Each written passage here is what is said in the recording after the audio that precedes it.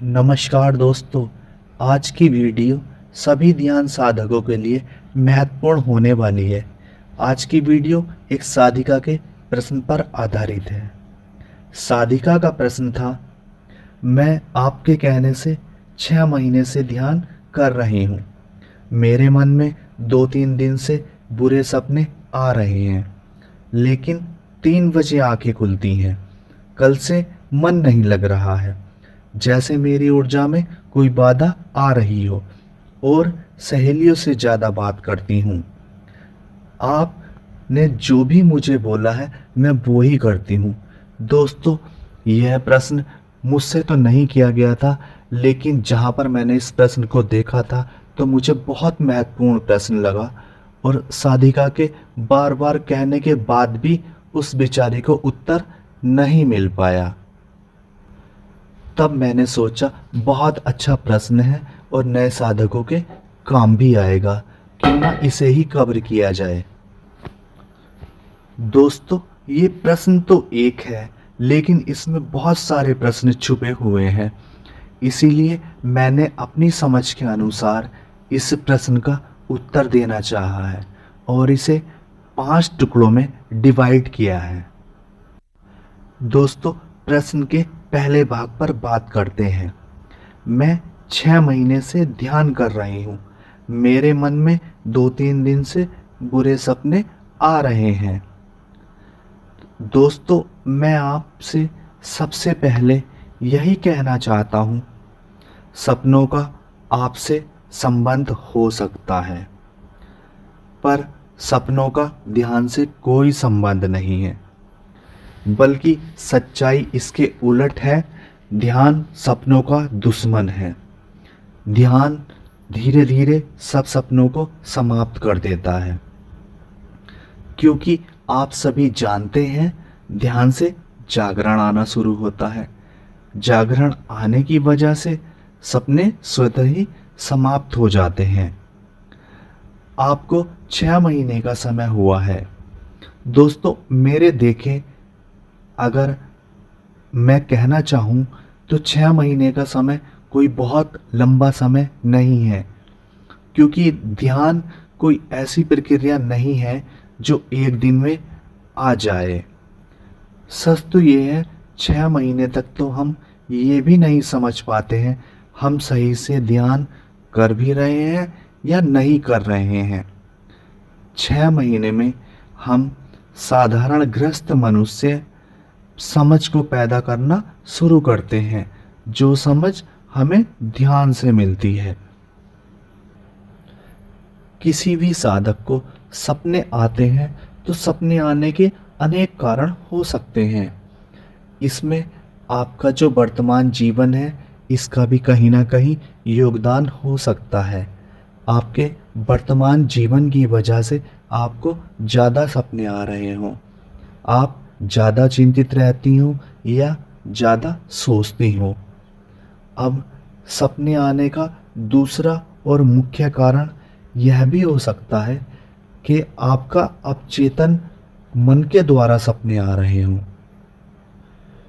क्योंकि दोस्तों, ध्यान हमारे वर्तमान जीवन पर तो प्रभाव डालता ही है, लेकिन जो हमारे पूर्व जन्मों के संस्कार हमारे भीतर इकट्ठे हैं, उन पर भी प्रभाव डालता है। जैसे जैसे हम ध्यान करते चले जाते हैं, ध्यान हमारे पूर्व जन्मों के संस्कार को भी काट देता है, तो आपका अवचेतन मन भी कहीं ना कहीं सपनों को ला सकता है। इस कारण से भी आपको सपने आ सकते हैं। दोस्तों, सपनों पर ज़्यादा ध्यान ना दें। सपना तो सपना ही है। सपनों में ज़्यादा समय बर्बाद ना करके अपनी ध्यान साधना को कंटिन्यू रखें। कुछ समय बाद सब कुछ सामान्य हो जाता है और सपने पूरी तरह बंद हो जाते हैं। दोस्तों, साधिका का दूसरा प्रश्न था, आंखें 3 बजे खुलती हैं।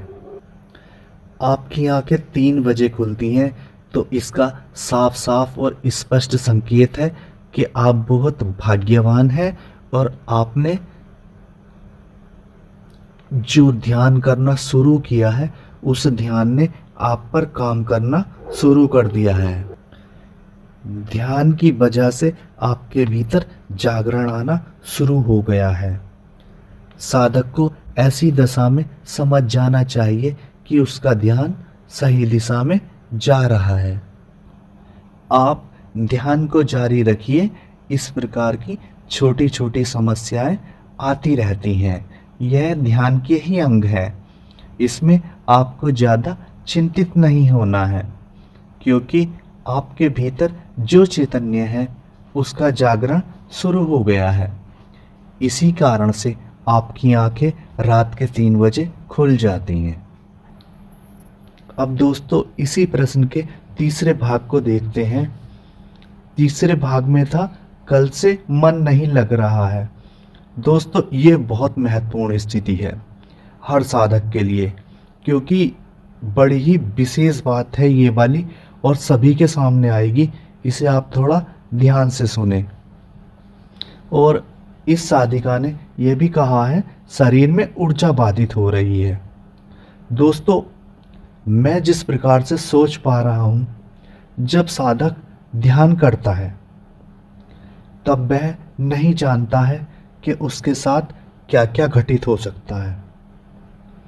मन न लगने के कारण अनेक हो सकते हैं, आपके संसारी कारण भी हो सकते हैं, लेकिन जब आप ध्यान साधना कर रहे हैं तो जाहिर सी बात है कि आपके मन न लगने का कारण ध्यान ही है, क्योंकि ध्यान में ये कुछ ऐसी विशेष परिस्थितियां हैं जो समय समय पर घटती रहती हैं।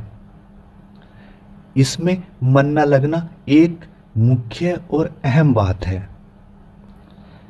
आप ऐसे समझिए, जब आप ध्यान नहीं करती थीं तब आपका रस संसार की तरफ था। आप ना खुद को जानना चाहती थी, ना भीतर जाना चाहती थी। तो आपको ना अपने बारे में कुछ पता था, ना भीतर के बारे में कुछ पता था। अब ध्यान बीच में आ गया। ध्यान के बीच में आने से क्या हुआ, आपका जो रस बाहर की ओर था वो रस भीतर की ओर आने लगा।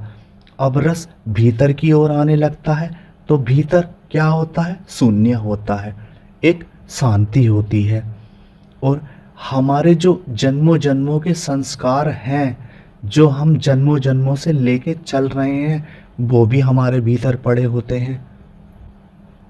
हमारा मन जो है इसे शांत रहने की आदत नहीं है, क्योंकि अब तक हमने जितना भी जीवन जिया है वो अशांत ही रहकर जिया है। अब ध्यान क्या करता है, ध्यान जैसे ही हमारे अंदर थोड़ी सी शांति लेकर आता है तो उस शांति की हमें आदत तो होती नहीं है। तो इसका कारण क्या होता है कि हम जो हैं बहुत ज़्यादा उदास हो जाते हैं, क्योंकि जब प्रथम बार में शांति हमारे ऊपर उतरती है तब हम समझ नहीं पाते हैं, ना ही हम उसका आनंद ले पाते हैं। उस शांति को समझने के लिए थोड़ा समय की ज़रूरत पड़ती है, थोड़े अभ्यास की ज़रूरत पड़ती है, तब उसके बाद हम उस शांति को समझ पाते हैं। तो दोस्तों इसका एक कारण यह भी है कि जब शांति उतरती है ना, तो मन को ऐसा लगता है कि मेरी हत्या होने जा रही है। और मन हमारा मालिक है, मन कभी भी अधिकार नहीं छोड़ना चाहता है। इसी कारण से मन हमारे अंदर अनेक विचार पैदा कर देता है, जिस वजह से ध्यान साधना करते समय हमारे मन में उदासी आ सकती है। दोस्तों ध्यान साधना में बहुत बार ऐसा हो सकता है कि आपके मन में उदासी आए। कभी कभी 1 दिन, 2 दिन, 3 दिन या लगातार 7-7 दिन तक ऐसा हो सकता है कि आप उदास बने रहें। दोस्तों आप ऐसा समझिए, प्रथम जब हम पैदा होते हैं तो हम रोते हैं, दुख आता है, उसके बाद सुख आता है। ऐसे ही ध्यान की प्रक्रिया है। ध्यान की प्रक्रिया क्या है, जब आप इन छोटे छोटे दुखों से गुजरोगे ना, तब उसके बाद आनंद आएगा। आपको घबराने की या चिंता करने की कोई ज़रूरत नहीं है। यह साधना के बीच में छोटे छोटे पड़ाव आते हैं जिसमें साधक बहुत उदास हो जाता है, क्योंकि अब वो ना बाहर है ना वो भीतर है, वो बीच में लटका रह जाता है, जिसके कारण उसका मन बहुत उदास होता है। इस समस्या को आप स्थायी ना जानकर अस्थायी समस्या समझिए। ये साधना का महत्वपूर्ण अंग है। इसमें भी आपको कुछ नहीं करना है, बस लगातार आपको ध्यान करते जाना है। एक और विशेष और महत्वपूर्ण बात मैं आपसे कहना चाहूँगा, जब आपके सामने ऐसी स्थिति आने लगे तो साधक को सोच लेना चाहिए कि वह आनंद भी आने वाला है। और दोस्तों, अब रही ऊर्जा की बात, तो हमें ज़्यादा ना सोचकर इधर उधर की बातें हमें ज़्यादा ना सोचनी है। जैसे हमारी ऊर्जा बाधित हो रही है या रुक रही है, क्योंकि साधक समस्या फिर वही है। जो साधक चाहता है वह नहीं होता है, जो परमात्मा चाहता है वह होता है। उसी के अनुरूप स्थिति घटती है। ज़्यादा नहीं सोचना है, सिर्फ ध्यान करना है। समस्याएं खुद ब खुद चली जाती हैं। आपके शरीर की जो ऊर्जा है उसे वर्तुल में घूमने के लिए बिल्कुल सीधा मार्ग चाहिए। तो ध्यान क्या करता है, जहाँ पर आपके शरीर में ऊर्जा के अवरोध हैं, धीरे धीरे सने सने उन अवरोधों को तोड़ता है। उन अवरोधों के तोड़ने के कारण भी हम उदास हो सकते हैं और हमारा मन नहीं लग सकता है। लेकिन दोस्तों, ये सब शुभ संकेत हैं, ये अशुभ संकेत नहीं है। अब इसी प्रश्न का चौथा भाग था, सहेलियों से ज़्यादा बात करती हूँ। तो दोस्तों, इस पर तो मैं इतना ही कहना चाहूँगा, आपके ज़्यादा बात करने का इलाज ध्यान खुद ही कर देगा, आप चिंता ना करें। जैसे जैसे ध्यान गहराता जाएगा वैसे वैसे मौन आपके जीवन में उतरता चला जाएगा। फिर आप जीवन में जितना बोलना ज़रूरी है सिर्फ उतना ही बोलेंगी। आप अभी नई नई साधिका हैं, इसलिए ऐसा हो रहा है। ध्यान को पकने में समय लगता है। जब आपका ध्यान पकने लगेगा, आप सहेलियों के साथ साथ खुद से भी बात करना कम कर देंगी। इस दशा में आप शांति का आनंद लेंगी, जीवन के सारे पचड़ों से बाहर हो जाएंगी। तो इसमें आपको चिंता नहीं करनी है।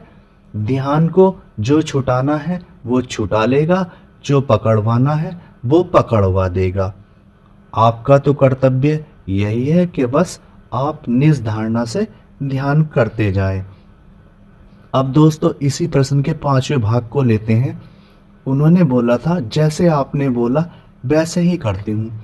अब दोस्तों, हमारे सामने समस्या ये आ जाती है, हम जिन लोगों को सुनते हैं वह हमें साधना बताते हैं, हम शुरू भी कर लेते हैं, उनकी बातों पर अमल भी करने लगते हैं।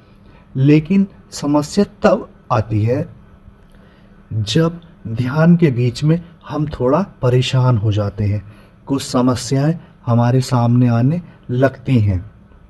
जब हम उन लोगों से प्रश्न का उत्तर चाहते हैं तब वे लोग गोल हो जाते हैं। अब इस स्थिति में साधक फंस जाता है। अब वह ना उस पार जा सकता है ना इस पार जा सकता है। जिनका अनुसरण वह कर रहा था वहाँ से उत्तर मिल नहीं रहा है। तो दोस्तों, आप भी सोच समझकर फैसला करें कि आप जिनका अनुसरण कर रहे हैं वह आपकी समस्या का हल कर सकते हैं या नहीं कर सकते हैं। वैसे जो भी अनुभव से बोलेगा तो वो आपकी समस्या का निश्चित ही हल कर देगा। अब दोस्तों, इस विषय पर मैं ज़्यादा क्या कहूँ, आज के लिए तो इतना ही काफ़ी है। मुझे यह प्रश्न बहुत अच्छा लगा तो मैंने सोचा इस पर ज़रूर बोला जाए। दोस्तों, आज की चर्चा आप सभी को कैसी लगी आप कमेंट करके ज़रूर बताएं। आप सभी को नमस्कार।